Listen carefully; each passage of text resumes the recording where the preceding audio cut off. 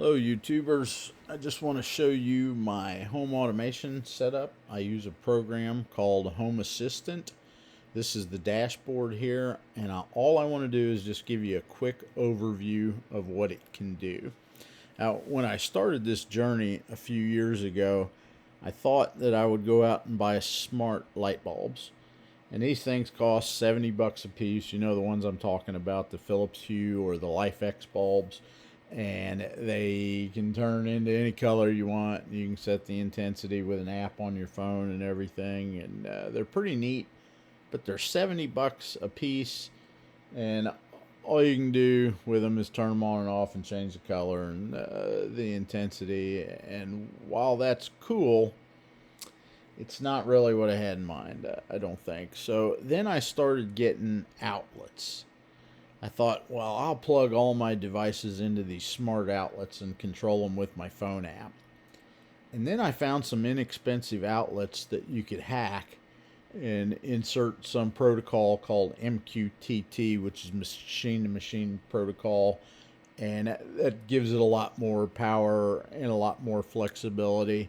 And by hacking these outlets, they weren't, sending their data back to China because you were rewriting the code in them. They all come from China, and a lot of them get on the internet and talk back to China, and I'm not kidding about that. So, and then I realized, I don't want to plug every single device in the house into a smart outlet, and then I'll have like a lot of smart outlets. It's not intuitive. These things are big. They cover the next outlet, so you can only use like one at a time in a two gang outlet wall plate. And then I stumbled across these smart switches. They're in-wall switches. They run on a protocol called Z-Wave. Z-Wave is a mesh network. Like this switch talks to this switch, which talks to this switch. That's what a mesh network is, where everything's connected together. And I found that this was the best bang for the buck. One of the reasons that is because if you have smart outlets, the only person it's smart for is the person that has the cell phone, the smartphone, with the app, with all these devices configured in. Nobody else can use it but you. You're the only one that can operate these smart plugs. When they're in off state, the only person that can turn them on is the person holding that smartphone. With a light switch, it's still a light switch. Despite the fact you have the smart device to control it or not, you can still turn the light switch on and off. It doesn't stick out of an outlet. It doesn't cover the other outlet. It just replaces the old light switch that's in your house. It's the most unobtrusive way to do home automation. And let's face it, most everything you control is powered by a switch on the wall. Some things, maybe not, but most everything is. Even a lot of the outlets in your house are controlled by switches on the wall, too. So I put these in most locations. I bought one or two of them a payday. And these are all smart switches right here. And these are the same kind of smart switches, only these have high, medium, and low speeds for operating fans. For instance, if I turn my bedroom fan on, I can set the speed to low, medium, or high, which is pretty neat. Or I can say, Alexa, turn on bedroom fan. Okay. She did, and you can see it's set to medium. Alexa, set bedroom fan intensity to low. Okay. So you see how that worked there? That's very, very cool. Alexa, set bedroom fan intensity to medium.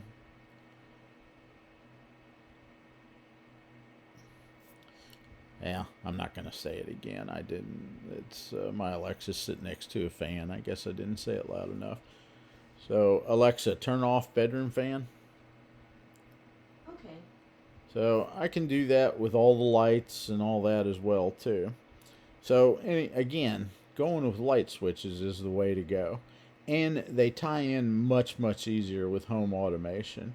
For example, I have motion detectors, And here's the latest one I did. If I open the bedroom closet door, there's a motion detector in there that sees me, and it turns the light on. And as soon as it stops detecting motion, then 2 minutes later the light goes out. I figure that's about the average time or the maximum time I'd spend in the closet. I have one set up to where I open my laundry room door, motion detector sees me, light comes on for 4 minutes. I have a garage light. It stays on for 8 minutes. If you're out working in the garage, you don't want the light to pop off. I find that's a good amount of time to do it. This thing also, I've added some power monitors. I've got high use appliances. I can monitor the power output. I have to do that on another web page, but I can control them from here as well too. I bought a new refrigerator for the garage. My old one cost me about $30 a month. So I bought a new high efficiency one. It only costs like $10 a month to operate. I bought some little outlets with LEDs on them. Basically, it's the same thing as this, except they're smaller and sexier looking outlets, and I put those around the house. So one of these days I may phase all these outlets out, but for right now I've got them. I spent the money on them. I'm going to continue to use them. I have one in the attic that controls something called a PiAware. Raspberry Pi, which has got an antenna and a software-defined radio on it. It tracks the aircraft overhead, and you can display that on a web page. Of course, it controls my Nest thermostat. I also have a card put in here that shows the Doppler weather in the area. It's getting ready to rain here before too long. Weather forecast from Open Weather Maps right here. I got a smart LED strip in the living room. I have a remote control that I bought at Walmart for my garage door that I programmed. And then I took a relay, something called a Sonoff relay, that I bought for $7 or something like that on eBay. And I soldered it to the on buttons of the garage door opener. And when I click this button right here, which I'm not going to do because it's 5:30 in the morning and I don't want to make the noise and get the dog messed up and wake the neighbors up. But if I click this button right here, it closes that relay, which simulates a button push on that remote control, and it opens the door. And then I have these little magnetic sensors on the garage door, and it tells me that this state will change from closed, and it'll turn yellow and say open. Not only that, it sends me a notification through a system called Push Button or Push Bullet, and it sends me a text. And I feel like it's so important. I wanted a little redundancy there. It kind of stinks to get 2 notifications on your phone when a garage door opened once, but if sometimes Push Bullet doesn't work, it's a free service, and the text usually works, but sometimes your phone's in silent mode or something. But anyway, I wanted some redundancy, so I get 2 text messages if the garage opens. Ditto with the sensors on the windows. I built my own window sensors with magnetic sensors, and if somebody opens this window, state changes to open, I get a text and a notification. And then there are cameras, and then we call the police or we shoot people or whatever we got to do. So that's kind of a nutshell explanation. Got a sensor here with the sun.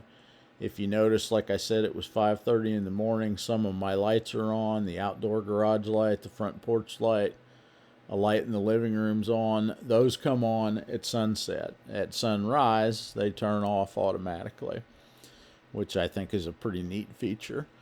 All of this is controlled with a configuration file, and you got to be knowing a little bit of something about YAML code to write this. As you can see, everything is like indented, and then there are other indentations here.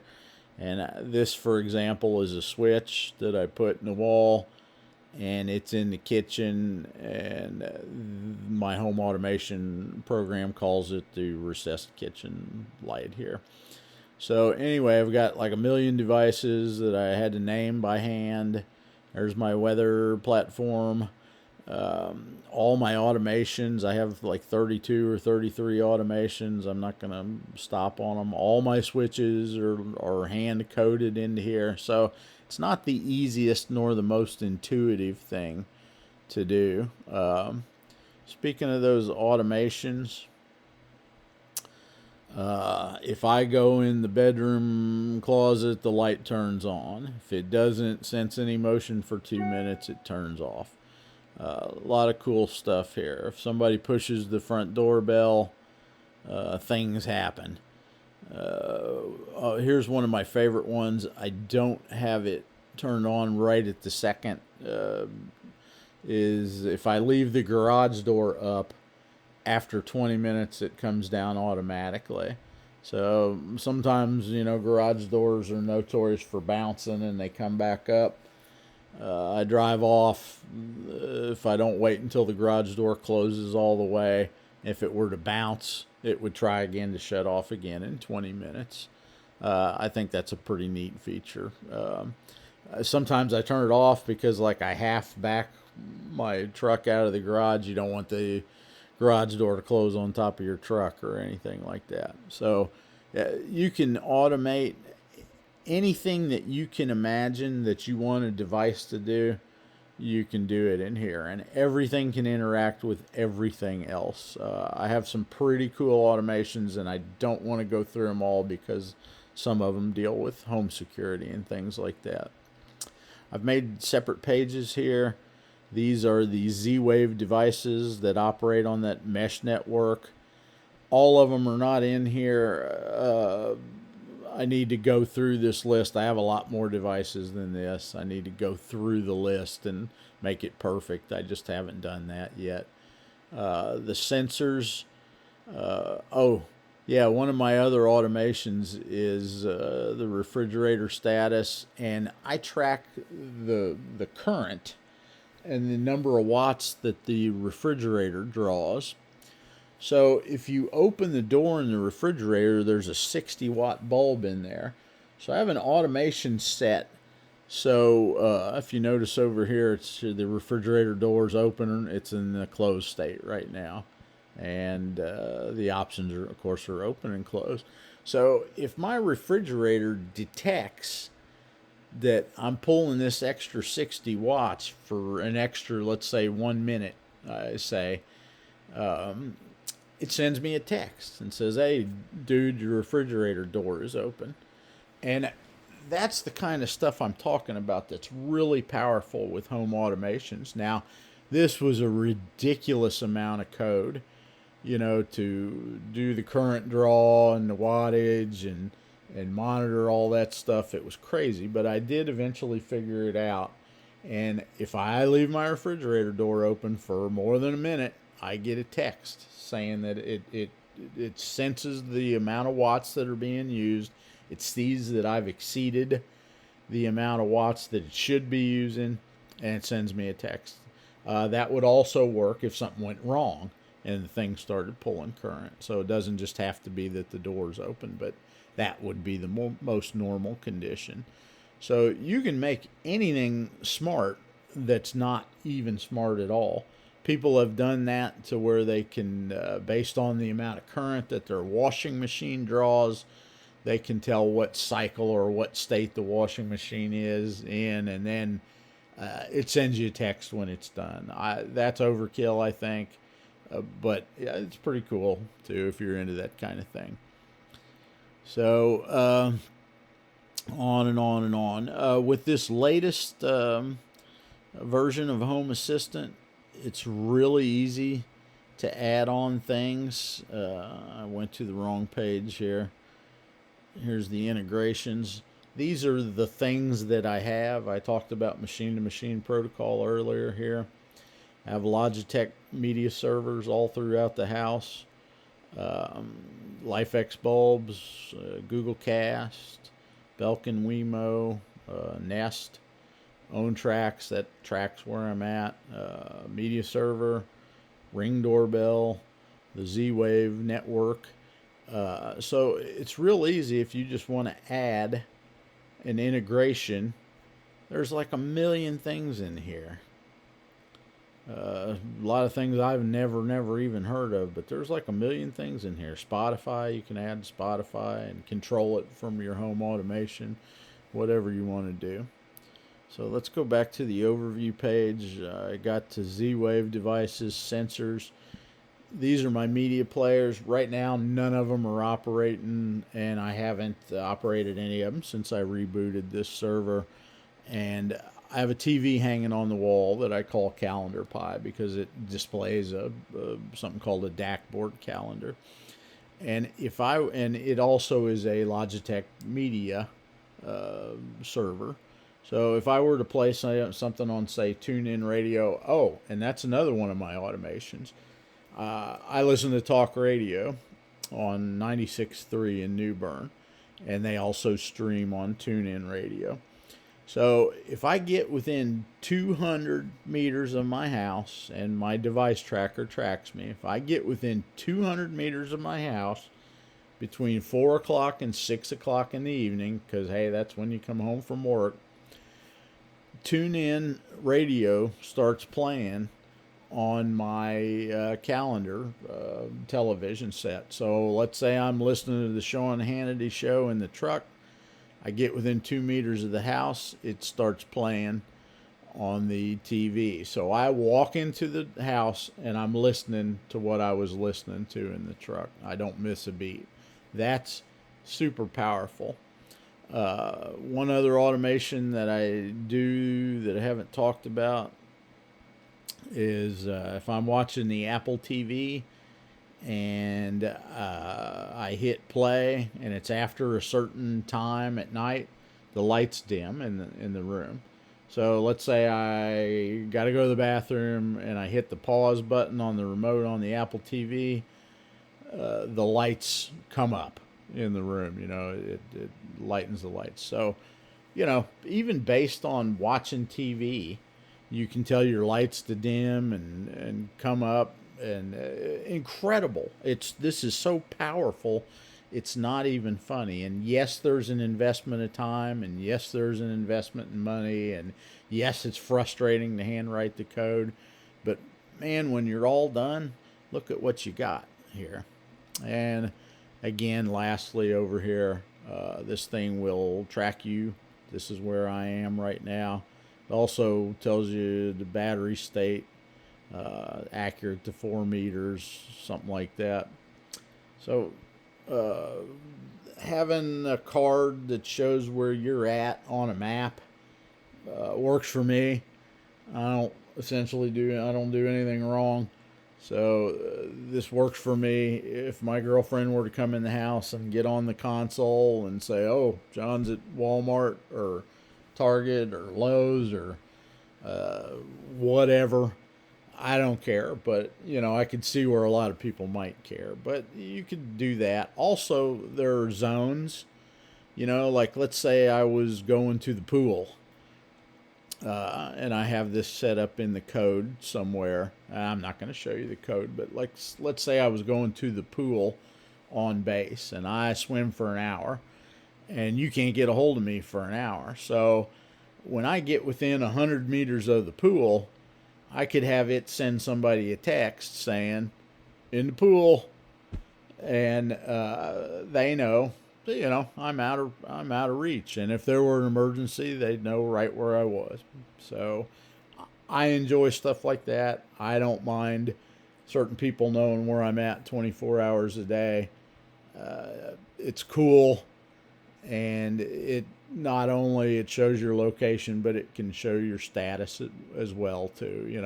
It can display whether I'm at work or at home or in the pool or whatever. And you can set up a zone for anything, the grocery store, whatever. So I'm getting a little deep in the weeds here, but this is fun. My house with just buying a new device every payday or two over the last couple 2 or 3 years, I've turned it into a really, really smart place. And I really enjoy this, and I just wanted to share it with you. So hope you enjoyed that. Thank you.